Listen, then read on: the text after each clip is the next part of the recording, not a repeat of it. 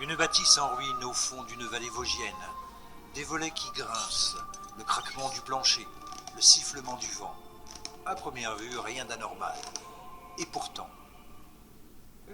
Denise. Est-ce que c'est votre prénom, Denise? Oui, merci. Vous venez a priori de vivre une expérience paranormale, la manifestation d'une entité comme on rencontre régulièrement ces Sherlock Holmes de l'étrange.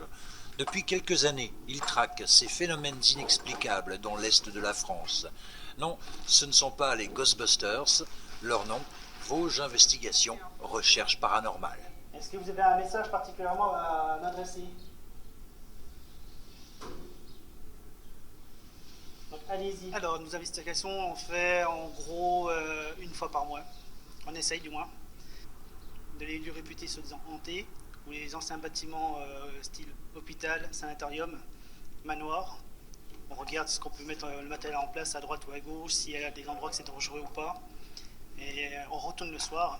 Et puis là, c'est là qu'on commence l'investigation. On se présente toujours avant de commencer l'enquête. Nous sommes venus ici pour entrer en communication avec vous, les entités. Notre prénom, notre nom, pourquoi qu'on est là, quelle démarche, pour quelle raison qu'on fait ça. Pas pour lui faire peur non plus et pas pour lui faire partie de ce lieu en fait. Enquête très spéciale, matériel qu'il est tout autant.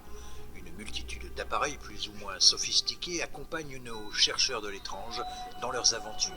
Détecteurs, enregistreurs, caméras infrarouges, pour que rien ne leur échappe.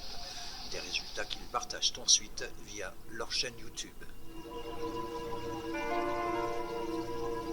Alors le matériel, donc on a le pod, donc c'est le boîtier noir de l'antenne qui émet les champs électromagnétiques. Donc pour qu'il se déclenche, c'est obligatoirement qu'on le franchit l'antenne, qu'on touche l'antenne, ça clignote. Voilà. Le K2, ça mesure les champs électromagnétiques. Les entités, ils ont un champ électromagnétique qui se déclenche autour de nous. Donc s'il se déclenche, c'est qu'il y a forcément quelqu'un à côté de nous. Il fait vibration. Baisse de température de -5 ou +5, la pression de l'air et l'humidité aussi. Voilà, il y a peut-être des fois des mauvaises surprises comme des bonnes. Et oui, comme tout de suite, c'était plutôt une bonne et une mauvaise surprise, parce qu'on a fait la séance du Ouija, mais apparemment c'était sur moi encore une fois, donc il y a un message qui commence à faire, et ça n'a pas été au bout, donc on ne sait pas ce qu'elle veut dire l'entité sur moi, sur mon état de santé ou autre chose, je ne sais pas du tout.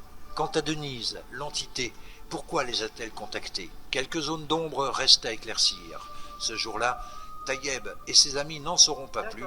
Le mystère reste donc entier dans la vallée du Rabodeau.